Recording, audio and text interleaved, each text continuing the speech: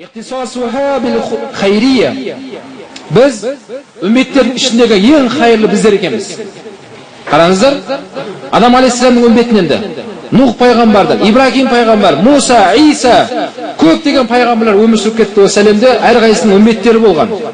Biz секілді жаңында соған иман келтірген өзінің көмекші бауырлары болған. Солардың ішіндегі ең хайырлысы Мұхаммадия үмметі. Muhammed Aleyhisselam'ın ümmeti eкен бауырлар. Міне біздер мен сіздер, біздердің ұрпақтарымыз, біздің ата-бабаларымыз. Бұл жайында Алла Субханаху ва Тааля Құран Кәрімде айтады. Али-Имран сүресінің 10-шы аятта. Kuntum khayra ummatin ukhrijat lin-nas. Шығарылған адамзаттың ішіндегі ең хайырлы болдыңдар дейді. Қараңыздар, бұл хайыр деген сөз бақыт бауырлар. Қазір күнде бақыт деп сұрасақ, көп адамдар дүниеге қатысты сөз айтып жатыр.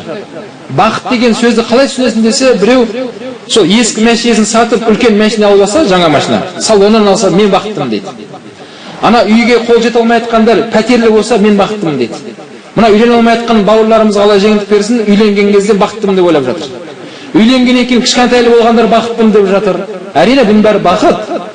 Бірақ оның ішіндегі ең үлкен бақыт бұл Мұхаммед Алейхиссаламның үмбеті болған бақыт екен бауырлар.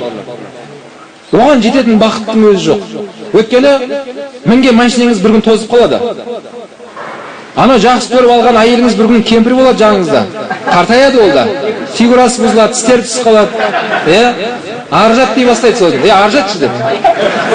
Бауырлар, анау пәтеріміз тозады екен. Жүре болмаса біз өмірде өтіп кеткеннен кейін біреуге қалады сол. Бірақ Алланың құлы, пайғамбар Алейхиссалам үмбеті болу ол мәңгі бақыт. Қабірімізде де, ертең қияметте де осы бақыт ешқашан біздің басымыздан ұшпайтын болады иншалла.